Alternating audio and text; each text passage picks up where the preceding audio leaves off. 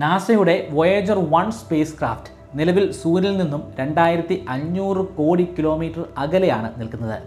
അത്രയധികം അകലെ ആയതുകൊണ്ട് തന്നെ അവിടെ വളരെയധികം തണുത്ത ഒരു താപനിലയായിരിക്കും ഉണ്ടായിരിക്കുക എന്നായിരിക്കും നമ്മൾ ചിന്തിക്കുക. എന്നാൽ അങ്ങനെയല്ല. അവിടുത്തെ താപനില അത് 10 ലക്ഷം ഡിഗ്രി സെൽഷ്യസ് വരെയായി ഉയരാറുണ്ട്. എന്താണ് ഈ വിചിത്രമായ പ്രതിഭാസത്തിന് പിന്നിലുള്ള കാരണം? അത്രയധികം ഉയർന്ന താപനിലയിലും എങ്ങനെയാണ് വോയേജർ 1 സ്പേസ് ക്രാഫ്റ്റിന് ഇപ്പോഴും യാത്ര ചെയ്യാനും സുഖകരമായിട്ട് പ്രവർത്തിക്കാനും സാധിക്കുന്നത്? നമുക്ക് വളരെ വിശദമായി തന്നെ പരിശോധിക്കാം. അതിനു മുമ്പ് നിങ്ങൾക്ക് ഞാൻ 25 മെമ്മറി ട്രിക്കുകളെക്കുറിച്ച് പറഞ്ഞു തരാം. ഈ ട്രിക്കുകൾ ഉപയോഗിച്ച് എത്ര കടുകട്ടിയായിട്ടുള്ള പഠന വിഷയവും വളരെ ഈസി ആയിട്ട് നിങ്ങൾക്ക് പഠിക്കാനും ദീർഘനാളത്തേക്ക് നിങ്ങളുടെ ഓർമ്മശക്തിയിൽ സൂക്ഷിക്കാനും സാധിക്കുന്നതാണ്. നിലവിൽ ഈ 25 മെമ്മറി ട്രിക്കുകൾ ബ്രൈറ്റ് കെയർലൈറ്റിൻ്റെ വെബ്സൈറ്റിലും മൊബൈൽ ആപ്ലിക്കേഷനിലും ഒരു കോഴ്സിൻ്റെ രൂപത്തിൽ ഇപ്പോഴുണ്ട്. 3000 രൂപയാണ് ഈ കോഴ്സിൻ്റെ ഫീ. എന്നാൽ നിങ്ങൾ ഇപ്പോൾ രജിസ്റ്റർ ചെയ്യുകയാണെങ്കിൽ 20% ഡിസ്കൗണ്ട് ലഭിക്കുന്നതാണ്. അതിനുവേണ്ടി സ്ക്രീനിൽ കാണുന്നത് പോലെ MBK20 എന്ന പ്രൊമോ കോഡ് ഉപയോഗിക്കുക.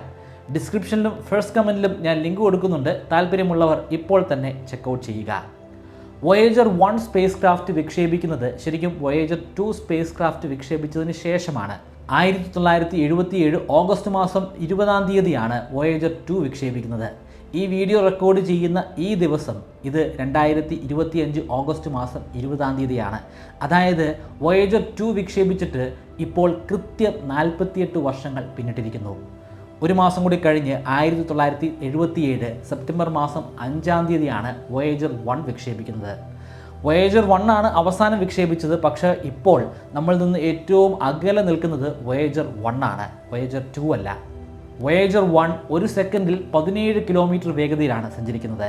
അതേസമയം വോയേജർ 2വിൻ്റെ വേഗത ഒരു സെക്കൻഡിൽ 15 കിലോമീറ്ററുമാണ്. സൗരയൂഥത്തിൽ വളരെയധികം അകലെ നിൽക്കുന്ന ഗ്രഹങ്ങളെക്കുറിച്ച് പഠിക്കാൻ വേണ്ടിയാണ് ശരിക്കും ഈ പേടകങ്ങളെ നമ്മൾ വിക്ഷേപിച്ചത്. വോയേജർ 1 ജൂപ്പിറ്ററിൻ്റെയും സാറ്റേണിൻ്റെയും വളരെ അടുത്തൂടെ കടന്നു പോവുകയും അവിടെ നിന്നും ദൃശ്യങ്ങൾ പകർത്തിയെടുത്ത് നമുക്ക് അയച്ചു തരികയും ചെയ്തു. ജൂപ്പിറ്ററിനെക്കുറിച്ചും സാറ്റേണിനെക്കുറിച്ചും അന്നുവരെ മനസ്സിലാക്കിയിട്ടില്ലാത്ത പല കാര്യങ്ങളും മനസ്സിലാക്കി എടുക്കാനും സാധിച്ചു. കൂടാതെ ഈ ഗ്രഹങ്ങളെ വലം വയ്ക്കുന്ന അവയുടെ ചന്ദ്രന്മാർ അല്ലെങ്കിൽ സാറ്റലൈറ്റ്സിനെ കുറിച്ചും അമൂല്യമായിട്ടുള്ള വിവരങ്ങൾ നമുക്ക് ലഭ്യമായി. വോയേജർ 2 അത് ജൂപ്പിറ്ററിൻ്റെ അടുത്തുകൂടെ കടന്നുപോയി, സാറ്റേണിൻ്റെ അടുത്തുകൂടെ കടന്നുപോയി. മാത്രമല്ല യുറാനസിൻ്റെയും നെപ്റ്റ്യൂണിൻ്റെയും അടുത്തൂടെ കടന്നു പോകാനും വോയേജർ 2വിന് സാധിച്ചു. അതിനുശേഷമാണ് വോയേജർ 2 സൗരയൂഥത്തിന് വെളിയിലേക്ക് പോകുന്നത്. അതെ, മനുഷ്യർ ഇന്നുവരെ നിർമ്മിച്ചിട്ടുള്ള സ്പേസ് ക്രാഫ്റ്റുകൾ വെച്ച് സൗരയൂഥത്തിന് വെളിയിലേക്ക്, അതായത് നമ്മുടെ സോളാർ സിസ്റ്റത്തിന് വെളിയിലേക്ക് പോയിട്ടുള്ള 2 സാറ്റലൈറ്റുകൾ മാത്രമാണുള്ളത്. അതിലൊന്ന് വോയേജർ 1 ആണ്, മറ്റൊന്ന് വോയേജർ 2 ആണ്. നിലവിൽ നമ്മളിൽ നിന്നും ഏറ്റവും അകലെ സ്ഥിതി ചെയ്യുന്നത് വോയേജർ 1 ആണ്. 167.67 ആസ്ട്രോണോമിക്കൽ യൂണിറ്റ് അകലെയാണ് ഇപ്പോൾ അതിൻ്റെ സ്ഥാനം. ഒരു ആസ്ട്രോണോമിക്കൽ യൂണിറ്റ് കൊണ്ട് അർത്ഥമാക്കുന്നത് സൂര്യനും ഭൂമിയും തമ്മിലുള്ള ശരാശരി ദൂരമാണ്. അത് ഏകദേശം 15 കോടി കിലോമീറ്ററാണ്. അപ്പോൾ 167.67 ആസ്ട്രോണോമിക്കൽ യൂണിറ്റ് കൊണ്ട് അർത്ഥമാക്കുന്നത് നിലവിൽ സൂര്യനും ഭൂമിയും തമ്മിലുള്ള ദൂരത്തിൻ്റെ 167 ഇരട്ടിയാണ്. അത് ഏകദേശം 2500 കോടി കിലോമീറ്ററാണ്. വോയേജർ 2 അത്രയൊന്നും അകലെ പോയിട്ടില്ല. എങ്കിലും അതിൻ്റെ സ്ഥാനം ഭൂമിയിൽ നിന്ന് 139.91 ആസ്ട്രോണോമിക്കൽ യൂണിറ്റാണ്. സൂര്യനിൽ നിന്നും ഇത്രയും അകലെ നിൽക്കുന്ന ആ പേടകങ്ങൾക്ക് പ്രവർത്തിക്കാനുള്ള ഊർജ്ജം എങ്ങനെയാണ് ലഭിക്കുന്നത്? സൂര്യൻ്റെ അടുത്താണെങ്കിൽ അല്ലെങ്കിൽ ഭൂമിക്ക് ചുറ്റും വലം വയ്ക്കുന്ന ഒരു സാറ്റലൈറ്റ് ആണെങ്കിൽ തീർച്ചയായിട്ടും സൂര്യൻ്റെ പ്രകാശം ഉപയോഗിച്ച് സോളാർ പാനലുകളുടെ സഹായത്താൽ അവയ്ക്ക് പ്രവർത്തിക്കാൻ സാധിക്കും. പക്ഷേ വോയേജർ 1നും വോയേജർ 2വിനും അത്തരത്തിൽ സോളാർ പാനലുകൾ ഉപയോഗിച്ചിട്ട് പ്രവർത്തിക്കാൻ സാധിക്കില്ല. കാരണം സൂര്യപ്രകാശം അവിടെ കാര്യമായിട്ടൊന്നും എത്തുന്നില്ല. എന്നിട്ടും അത് പ്രവർത്തിക്കുന്നുണ്ട്. കാരണം അതിൻ്റെ ഉള്ളിൽ ഘടിപ്പിച്ചിരിക്കുന്ന ഒരു ചെറിയ ന്യൂക്ലിയർ പവർ പ്ലാന്റ് ആണ്. പ്ലൂട്ടോണിയം 238 ഉപയോഗിച്ചിട്ടാണ് അത് രണ്ടും പ്രവർത്തിക്കുന്നത്. വോയേജർ 1 2012 ഓഗസ്റ്റ് മാസം 25 ഇൻ്റർസ്റ്റെല്ലാർ സ്പേസിലെത്തിയപ്പോൾ വോയേജർ 2 2018 നവംബർ മാസം 5 ഇൻ്റർസ്റ്റെല്ലാർ സ്പേസിലെത്തിയത്. ഇൻ്റർസ്റ്റെല്ലാർ സ്പേസ് കൊണ്ട് അർത്ഥമാക്കുന്നത് ഒരു സൗരയൂഥത്തിൻ്റെയും അല്ലെങ്കിൽ ഒരു സ്റ്റാർ സിസ്റ്റത്തിൻ്റെയും ഭാഗമല്ലാത്ത പ്രപഞ്ചത്തിൻ്റെ ഭാഗമെന്നാണ്. അതായത് നമ്മുടെ സൗരയൂഥത്തിന് വെളിയിലുള്ള പ്രപഞ്ചത്തിൻ്റെ ഭാഗത്തേക്ക് ഈ 2 സ്പേസ് ക്രാഫ്റ്റുകളും എത്തിക്കഴിഞ്ഞു. സൗരയൂഥത്തിൻ്റെ അതിർത്തി എന്താണെന്നുള്ളതിൽ ഗവേഷകർ ശരിക്കും വലിയ രീതിയിലുള്ള തർക്കങ്ങളുണ്ട്. ഒരു കൂട്ടം ഗവേഷകർ പറയുന്നത് സൗരയൂഥത്തിന് ചുറ്റും വലം വെച്ചുകൊണ്ടിരിക്കുന്ന ഒരു വലിയ ഗോളമുണ്ട്, ഗോളമെന്ന് പറയുന്നത് ഒരു ഫുട്ബോൾ പോലൊന്നും നിങ്ങൾ എടുക്കരുത്. അത് പരസ്പരം കണക്ട് ചെയ്തിട്ടുള്ളതല്ല.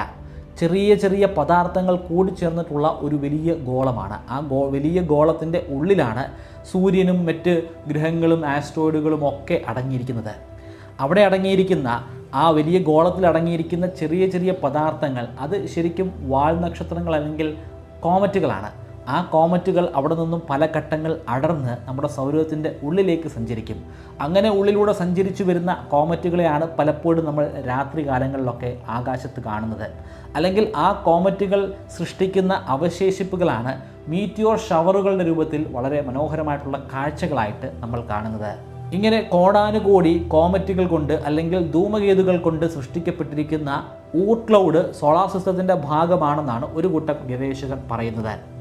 അങ്ങനെയാണെങ്കിൽ സൗരത്തിൻ്റെ വലിപ്പം വളരെ വളരെ വലുതാണ്. ഊർട്ട് ക്ലൗഡ് ആരംഭിക്കുന്നത് സൂര്യനിൽ നിന്നും ഏകദേശം 2000 ആസ്ട്രോണോമിക്കൽ യൂണിറ്റ് അകലെയായിട്ടാണ്. അതിൻ്റെ ഔട്ടർ ലെയർ സൂര്യനിൽ നിന്നും 1,00,000 ആസ്ട്രോണോമിക്കൽ യൂണിറ്റ് അകലെയാണ്. അതായത് സൂര്യനിൽ നിന്നും 1.5 പ്രകാശവർഷങ്ങൾ അകലെയാണ്.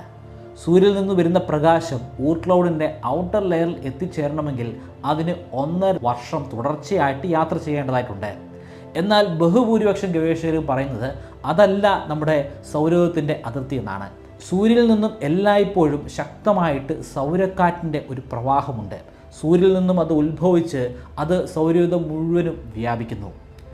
ചില ഘട്ടങ്ങളിലൊക്കെ അതിൻ്റെ തീവ്രത വലിയ തോതിൽ ഉയരാറുണ്ട്. ചില ഘട്ടങ്ങളിലൊക്കെ അത് വളരെ നേർത്ത ഒരു കാറ്റായിട്ട് മാറാറുമുണ്ട്. സൗരക്കാറ്റ് ഓരോ 11 വർഷം കൂടുന്തോറും ആവർത്തിച്ചു കൊണ്ടിരിക്കുന്ന ഒരു പ്രതിഭാസമാണ്. ഓരോ 11 വർഷം കൂടുന്തോറും അത് അതിൻ്റെ ഏറ്റവും ഉയർന്ന തീവ്രതയിലേക്ക് എത്തിച്ചേരും. അതിനെ നമ്മൾ സോളാർ മാക്സിമം എന്ന് പറയും. ഏറ്റവും കുറഞ്ഞ തീവ്രതയിലുള്ള സൗരക്കാറ്റ് സംഭവിക്കുന്നുണ്ട്. ആ സൗരക്കാറ്റും ഓരോ 11 വർഷം കൂടുന്തോറും ആവർത്തിച്ചു കൊണ്ടിരിക്കും. മാക്സിമം വാല്യൂ അല്ലാതെയും മിനിമം വാല്യൂ അല്ലാതെയും അതിൻ്റെ ഇടയിലുള്ള തീവ്രത രേഖപ്പെടുത്തുന്ന സൗരക്കാറ്റ് അത് എല്ലായ്പ്പോഴും ഉണ്ട്. സൂര്യനിൽ നിന്ന് ഉത്ഭവിക്കുന്ന സൗരക്കാറ്റ് അത് പ്രപഞ്ചം മുഴുവനും വ്യാപിക്കുന്നില്ല. അതിനൊരു അതിർത്തിയുണ്ട്. ആ അതിർത്തി വിട്ട് അത് ഒരു കാരണവശാലും അപ്പുറത്തേക്ക് പോകില്ല. ആ അതിർത്തിക്ക് പറയുന്ന പേരാണ് ഹീലിയോപോസ്. ചുരുക്കത്തിൽ സൂര്യൻ സൃഷ്ടിക്കുന്ന സൗരക്കാറ്റ് ഒരു വലിയ കുമിള ഉണ്ടാക്കുന്നുണ്ട്. ആ കുമിളയുടെ ഉള്ളിൽ വരുന്നതെല്ലാം സൗരയൂഥമാണ്. അതിൻ്റെ വെളിയിൽ വരുന്നത് സൗരയൂഥത്തിൻ്റെ ഭാഗമല്ല, അത് ഇൻ്റർസ്റ്റെല്ലാർ സ്പേസ് ആണ്. സൗരയൂഥത്തിൻ്റെ ഈ അതിർത്തിയിൽ വലിയ രീതിയിലുള്ള ഒരു യുദ്ധം എല്ലായ്പ്പോഴും നടന്നുകൊണ്ടിരിക്കുകയാണ്. ഇൻ്റർസ്റ്റെല്ലാർ സ്പേസ് കാരണം സൃഷ്ടിക്കപ്പെടുന്ന ഒരു പ്രഷറുണ്ട്. ആ പ്രഷറും സൗരയൂഥത്തിൽ നിന്ന് വരുന്ന സൗരക്കാറ്റും തമ്മിലാണ് പരസ്പരം യുദ്ധത്തിൽ ഏർപ്പെടുന്നത്. അങ്ങനൊരു യുദ്ധം നടക്കുന്നത് കൊണ്ട് തന്നെ അവിടെ ഒരു ഷോക്ക് വേവും സൃഷ്ടിക്കപ്പെടുന്നുണ്ട്. ഷോക്ക് വേവ് എന്താണെന്ന് മനസ്സിലാക്കാൻ നമുക്കൊരു കപ്പലിനെ ഉദാഹരണമായിട്ട് എടുക്കാം.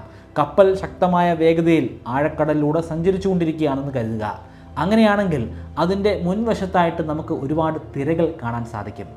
ആ ആഴക്കടൽ അത് ഇൻ്റർസ്റ്റെല്ലാർ സ്പേസ് ആണെങ്കിൽ സൂര്യനിൽ നിന്ന് വരുന്ന സൗരക്കാറ്റ് അത് ആ കപ്പലായിട്ട് എടുക്കാം. ആ കപ്പൽ ആഴക്കടലിലുള്ള ആ ജലവുമായിട്ട് കൂട്ടിമുട്ടുന്ന ആ യുദ്ധമാണ് സൗരയൂഥത്തിൻ്റെ അതിർത്തിയിൽ നടക്കുന്നത്. അങ്ങനെ ഉണ്ടാകുന്ന തരംഗം അത് ഷോക്ക് വേവുകളാണ്. ഷോക്ക് വേവുകൾ ഉണ്ടാകുന്ന ഭാഗത്തെ നമ്മൾ ഹീലിയോ ഷീറ്റ് എന്നാണ് പറയുന്നത്. അവിടെ വളരെ രസകരമായിട്ടുള്ള ചില പ്രതിഭാസങ്ങൾ അരങ്ങേറുന്നുണ്ട്. സൂര്യനിൽ നിന്ന് വരുന്ന സൗരക്കാറ്റിനെ കുറിച്ച് ഞാൻ പറഞ്ഞു. ആ സൗരക്കാറ്റിൽ പ്രധാനമായിട്ടും അടങ്ങിയിരിക്കുന്നത് സബാറ്റോമിക് പാർട്ടിക്കിളാണ്. ഇലക്ട്രോൺസ് ഉണ്ട്, അതുപോലെ അയോൺസ് ഉണ്ട്. അത് അതിശക്തമായ വേഗതയിൽ സഞ്ചരിച്ചുകൊണ്ടിരിക്കുകയാണ്. സൂപ്പർസോണിക് വേഗതയിലാണ് സഞ്ചരിക്കുന്നത്. അതായത് ശബ്ദത്തേക്കാൾ തീവ്രമായിട്ടുള്ള വേഗതയിൽ അത് സഞ്ചരിച്ചു കൊണ്ടിരിക്കുന്നു. എന്നാൽ ഈ ഹീലിയോ ഷീറ്റ് എന്ന് പറയുന്ന പ്രദേശത്ത് എത്തിച്ചേരുമ്പോൾ അതിൻ്റെ വേഗത പെട്ടെന്നൊന്ന് കുറയും. അത് സൂപ്പർസോണിക് വേഗതയിൽ നിന്നും സബ്സോണിക് വേഗതയിലേക്ക് കുറഞ്ഞു പോകുന്നു. അങ്ങനെ സബ്സോണിക് വേഗതയിലേക്ക് കുറഞ്ഞു പോകുമ്പോൾ പോലും അവിടെയുള്ള ചില പദാർത്ഥങ്ങളൊക്കെ അതിശക്തമായിട്ട് ആക്സലറേറ്റ് ചെയ്യുന്നുണ്ട്. അതായത് വേഗത കുറഞ്ഞു വരുന്ന ഘട്ടത്തിലും വേഗത പെട്ടെന്ന് വർദ്ധിക്കുന്ന വളരെ വിചിത്രമായിട്ടുള്ളൊരു പ്രതിഭാസം സംഭവിക്കുന്നു. അവിടെ എത്തിച്ചേരുന്ന എല്ലാ പദാർത്ഥങ്ങളിലും എല്ലാ സബാറ്റോമിക് പാർട്ടിക്കിളിലും ഇത് സംഭവിക്കുന്നില്ല. ബഹുഭൂരിപക്ഷം പദാർത്ഥങ്ങളും വേഗത കുറഞ്ഞ് സബാറ്റോമിക് പാർട്ടിക്കിളായിട്ട് മാറുകയാണ് ചെയ്യുന്നത്. എന്നാൽ അവയിൽ വളരെ ചെറിയ ശതമാനം സബാറ്റോമിക് പാർട്ടിക്കിൾ അതിൻ്റെ വേഗത വളരെ പെട്ടെന്ന് വർദ്ധിക്കുന്നു. അതിൻ്റെ പിന്നിലൊരു കാരണമുണ്ട്. സൂര്യനിൽ നിന്ന് എത്തിച്ചേരുന്ന സബാറ്റോമിക് പാർട്ടിക്കിൾ ഈ അതിർത്തി മേഖലയിൽ കുമിഞ്ഞുകൂടുകയാണ്. അതിന് വെളിയിലേക്ക് അതിന് പോകാൻ സാധിക്കുന്നില്ല. കൂടുതലായിട്ട് ഇത്തരത്തിൽ സബാറ്റോമിക് പാർട്ടിക്കിൾ ഉണ്ടാകുന്നത് കാരണമാണ് അവിടെ പെട്ടെന്ന് ഒരു ആക്സലറേഷൻ സംഭവിക്കുന്നത്. സബാറ്റോമിക് പാർട്ടിക്കിൾ മാത്രമല്ല കുമിഞ്ഞുകൂടുന്നത്. സൂര്യനിൽ നിന്നും മാഗ്നറ്റിക് ഫീൽഡുകൾ അല്ലെങ്കിൽ കാന്തിക വലയങ്ങൾ ഉണ്ടാകുന്നുണ്ട്. സൂര്യനിൽ നിന്നുണ്ടാകുന്നുണ്ട്, ജൂപ്പിറ്ററിൽ നിന്നുണ്ടാകുന്നുണ്ട്. അത്തരത്തിലുണ്ടാകുന്ന ഒരു കാന്തിക വലയമാണ്. പക്ഷേ സൂര്യനിലുണ്ടാകുന്ന കാന്തിക വലയം അത് ഭൂമിയുടെയും ജൂപ്പിറ്ററിൻ്റെയും കാന്തിക വലയത്തെക്കാളൊക്കെ അതിശക്തമാണ്. അത് മാഗ്നറ്റിക് ഫീൽഡ് ലൈൻസ് ആണ്. ആ ഫീൽഡ് ലൈൻ സൂര്യൻ്റെ ഉത്തര ധ്രുവത്തിൽ നിന്നും വെളിയിലേക്ക് വരികയും അത് പിന്നീട് ഈ ഒരു ഹീലിയോപോസ് അല്ലെങ്കിൽ ഹീലിയോഷീറ്റ് മേഖലകളിലേക്ക് എത്തിച്ചേരുകയും ചെയ്യുന്നു. അവിടെ വെച്ച് അതിൻ്റെ ഡിറക്ഷൻ അപ്പാടെ മാറും. അത് അവിടെ നിന്ന് വഴിതിരിഞ്ഞ് നേരെ സൂര്യൻ്റെ ദക്ഷിണ ധ്രുവത്തിലേക്ക് എത്തിച്ചേരുന്നു. മാഗ്നറ്റിക് ഫീൽഡിൻ്റെ ഈ വ്യതിചലനം കൂടിയാകുമ്പോൾ അതിശക്തമായ വേഗതയിലേക്കാണ് ചില പാർട്ടിക്കിളൊക്കെ മാറുന്നത്. പാർട്ടിക്കിൾ അതിശക്തമായിട്ടുള്ള വേഗതയിലേക്ക് മാറുന്നു അല്ലെങ്കിൽ അതിശക്തമായിട്ടത് വിറയ്ക്കുന്നു എന്ന് പറഞ്ഞു കഴിഞ്ഞാൽ അതിൻ്റെ ടെമ്പറേച്ചർ വർദ്ധിക്കുന്നു എന്നാണ്. ടെമ്പറേച്ചർ എന്നുകൊണ്ട് ശരിക്കും ഉദ്ദേശിക്കുന്നത് എന്താണ്? ടെമ്പറേച്ചർ എന്ന് പറയുന്നത് ആറ്റത്തിൻ്റെ അല്ലെങ്കിൽ സബാറ്റോമിക് പാർട്ടിക്കിൾസിൻ്റെ വൈബ്രേഷനാണ്. അതെല്ലായ്പ്പോഴും വൈബ്രേറ്റ് ചെയ്തുകൊണ്ടേയിരിക്കും. നിശ്ചലാവസ്ഥയിലുള്ള ഒരു ആറ്റത്തെയും പ്രപഞ്ചത്തിൻ്റെ ഒരു കോണിലും നമുക്ക് കാണാൻ സാധിക്കില്ല. അങ്ങനെ എവിടെയെങ്കിലും നമുക്ക് കാണാൻ സാധിക്കുന്നുണ്ടെങ്കിൽ അവിടെ അബ്സല്യൂട്ട് സീറോ ടെമ്പറേച്ചർ ആണെന്ന് അല്ലെങ്കിൽ 0 കെൽവിൻ ടെമ്പറേച്ചർ ആണെന്ന് നമുക്ക് പറയേണ്ടി വരും. പക്ഷേ പ്രാക്ടിക്കലി അത്രയും ചെറിയ ഒരു താപനില അത് പ്രപഞ്ചത്തിൻ്റെ ഒരു കോണിലും നമുക്ക് കാണാൻ സാധിക്കില്ല. കാരണം ആറ്റം ചെറിയ രീതിയിലെങ്കിലും വിറച്ചുകൊണ്ടിരിക്കും അല്ലെങ്കിൽ വൈബ്രേറ്റ് ചെയ്തുകൊണ്ടിരിക്കും. ആ വൈബ്രേഷൻ കൂടുന്നതനുസരിച്ചിട്ടാണ് അവിടുത്തെ ടെമ്പറേച്ചർ വർദ്ധിക്കുന്നത്. സൗരയൂഥത്തിൻ്റെ ഈ അതിർത്തിയിലും പാർട്ടിക്കിൾസിൻ്റെ ഗണ്യമായിട്ടുള്ള വൈബ്രേഷൻസ് നമുക്ക് കാണാം. ആ ഗണ്യമായിട്ടുള്ള വൈബ്രേഷനാണ് ചില ഘട്ടങ്ങളിലൊക്കെ അവിടെ 10 ലക്ഷം ഡിഗ്രി സെൽഷ്യസോളം വരുന്ന താപനില ഉണ്ടാക്കുന്നത്. എന്നിട്ടും എന്തുകൊണ്ടാണ് വോയേജർ പേടകത്തിന് ഒരു കൂസലുമില്ലാതെ മുന്നോട്ട് സഞ്ചരിക്കാൻ സാധിക്കുന്നത്? ആ താപനില എങ്ങനെയാണ് വോയേജർ അതിജീവിച്ചത്? അത് ഉരുകിപ്പോകേണ്ടതല്ലേ? കാരണം ഭൂമിയിലുള്ള മെറ്റൽസ് കൊണ്ടൊക്കെ തന്നെയാണല്ലോ നമ്മൾ ഇതിനെ ഉണ്ടാക്കിയിരിക്കുന്നത്. മെറ്റലൊക്കെ ഉരുകിപ്പോകണമല്ലോ. പക്ഷേ ഉരുകിപ്പോകില്ല. പല ആളുകളും ടെമ്പറേച്ചറിനെയും ഹീറ്റിനെയും ഒരേ രീതിയിൽ തന്നെയാണ് കാണുന്നത്. ടെമ്പറേച്ചർ എന്ന് പറഞ്ഞാലും ഹീറ്റ് എന്ന് പറഞ്ഞാലും അല്ലെങ്കിൽ ചൂടെന്ന് പറഞ്ഞാലും നമ്മളെ സംബന്ധിച്ച് ഒന്ന് തന്നെയാണ്. എന്നാൽ അതങ്ങനെയല്ല. ശാസ്ത്രത്തിൻ്റെ ഭാഷയിൽ ടെമ്പറേച്ചർ വേറെ, ഹീറ്റ് വേറെയാണ്. ഉദാഹരണത്തിന് നിങ്ങൾ ഒരു പൂത്തിരി എടുക്കുക, പൂത്തിരി കത്തിക്കുക. പൂത്തിരി കത്തിക്കുമ്പോൾ അതിൽ നിന്ന് ചെറിയ സ്പാർക്കുകൾ വെളിയിലേക്ക് വരുമല്ലോ. അത് നമ്മുടെ കയ്യിൽ വന്ന് വീണ് നമ്മുടെ കൈ പൊള്ളുമെന്നൊക്കെ ചിലപ്പോൾ നമ്മൾ ചിന്തിച്ചിട്ടുണ്ടായിരിക്കും. ആ വരുന്ന സ്പാർക്കിന് ശരിക്കും ആയിരക്കണക്കിന് ഡിഗ്രി സെൽഷ്യസ് താപനിലയുണ്ട്. ആയിരക്കണക്കിന് ഡിഗ്രി സെൽഷ്യസ് താപനിലയുള്ള ആ സ്പാർക്ക് നമ്മുടെ കയ്യിൽ വന്ന് വീണാൽ നമ്മൾ ശരിക്കും തിരിച്ചറിയത്ത് പോലുമില്ല. കാരണം അതിൻ്റെ ഡിഗ്രി സെൽഷ്യസ് എന്ന് പറയുന്നത് ടെമ്പറേച്ചറാണ്, അല്ലാതെ അതിൻ്റെ ഊർജ്ജമല്ല, ഹീറ്റ് എനർജി അല്ല. ഹീറ്റ് എന്ന് പറയുന്നത് എനർജിയാണ്. അത് ഈ വിറയലുമായിട്ട് മാത്രം അല്ലെങ്കിൽ ഈ ആറ്റത്തിൻ്റെ വൈബ്രേഷൻസുമായിട്ട് മാത്രം ബന്ധപ്പെട്ടിട്ടുള്ളതല്ല. അതിന് കൂടുതൽ ഏരിയയിൽ ഈ ടെമ്പറേച്ചർ ഉണ്ടായിരിക്കണം. വളരെയധികം നേർത്ത ആ ഒരു സ്പാർക്കിൽ മാത്രം ടെമ്പറേച്ചർ ഉണ്ടായിട്ട് കാര്യമില്ല. നമ്മുടെ കയ്യിലേക്ക് വന്ന് വീഴുന്നത് ഒരു വലിയ തീഗോളമാണെങ്കിൽ ഉറപ്പായിട്ടും നമ്മുടെ കൈ കത്തും അല്ലെങ്കിൽ നമുക്ക് പൊള്ളലേൽക്കുന്നതാണ്. കാരണം വലിയൊരു ഏരിയയിൽ ഈ ടെമ്പറേച്ചർ ഉണ്ടായിരിക്കുമ്പോഴായിരിക്കും അവിടെ കൂടുതലായിട്ട് ഊർജ്ജം അല്ലെങ്കിൽ ഹീറ്റ് എനർജി ഉണ്ടാകുന്നത്. ആ പൂത്തിരിയിൽ നിന്ന് വരുന്ന ചെറിയ സ്പാർക്കിൻ്റെ ഹീറ്റ് എനർജി എന്ന് പറയുന്നത് വളരെ വളരെ നേർത്തതാണ്. അതിൻ്റെ ടെമ്പറേച്ചർ ഒത്തിരി കൂടുതലാണ്, പക്ഷേ അതിൻ്റെ ഹീറ്റ് എനർജി വളരെ വളരെ കുറവാണ്. സൗരയൂഥത്തിൻ്റെ അതിർത്തിയിൽ സംഭവിക്കുന്നതും ഇതേ കാര്യം തന്നെയാണ്. അവിടെയുള്ള പദാർത്ഥങ്ങളുടെ ഡെൻസിറ്റി, അവിടെ ഞാൻ പറഞ്ഞു ഇലക്ട്രോൺസ് ഉണ്ട്, അതുപോലെ അയോൺസിൻ്റെ സാന്നിധ്യമുണ്ടെന്നൊക്കെ പറഞ്ഞു. പക്ഷേ അവയുടെ ഡെൻസിറ്റി വളരെ വളരെ കുറവാണ്. ഒരു ക്യൂബിക് സെൻറ്റിമീറ്ററിൽ വെറും 0.002 മാത്രമാണ് അവിടുത്തെ പദാർത്ഥങ്ങളുടെ ഡെൻസിറ്റി. അത് എത്രമാത്രം കുറവാണെന്ന് മനസ്സിലാക്കാൻ നമ്മുടെ ഭൂമിയിലെ അന്തരീക്ഷത്തിൻ്റെ സമുദ്രനിരപ്പോട് ചേർന്ന് കിടക്കുന്ന അന്തരീക്ഷത്തിലെ ഡെൻസിറ്റി എത്രയാണെന്ന് ഒന്ന് മനസ്സിലാക്കാം. അത് 2.5 × 10⁻⁹ ആണ്. അതായത് 25 എഴുതി അതിൻ്റെ പുറകിൽ 18 പൂജ്യങ്ങൾ എഴുതുമ്പോൾ എത്രമാത്രം വലിയ സംഖ്യയാണോ കിട്ടുന്നത്, അത്രയും ഭീകരമായിട്ടുള്ള ഒരു ഡെൻസിറ്റിയാണ് നമ്മുടെ ഭൂമിയുടെ അന്തരീക്ഷത്തിലുള്ളത്. അത് വെച്ച് നോക്കുമ്പോൾ 0.002 ക്യൂബിക് സെൻറ്റിമീറ്റർ എന്ന് പറയുന്നത് അത് എത്രമാത്രം ചെറിയൊരു ഡെൻസിറ്റിയാണ്. അത്രയും ചെറിയ ഡെൻസിറ്റി ആയതുകൊണ്ട് ആ പാർട്ടിക്കിൾസ് സൃഷ്ടിക്കുന്ന ഹീറ്റ് എനർജിയും വളരെ വളരെ ചെറുതാണ്. അത് ഒരു കാരണവശാലും നമ്മുടെ പേടകത്തെ ഒരു രീതിയിലും ബാധിക്കുന്നതല്ല.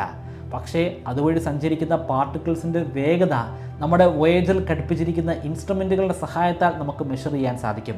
അങ്ങനെ മെഷർ ചെയ്തിട്ടാണ് പ്രപഞ്ചത്തിൻ്റെ ഈ വിചിത്രമായിട്ടുള്ള സ്വഭാവം നമ്മൾ മനസ്സിലാക്കിയെടുത്തത്.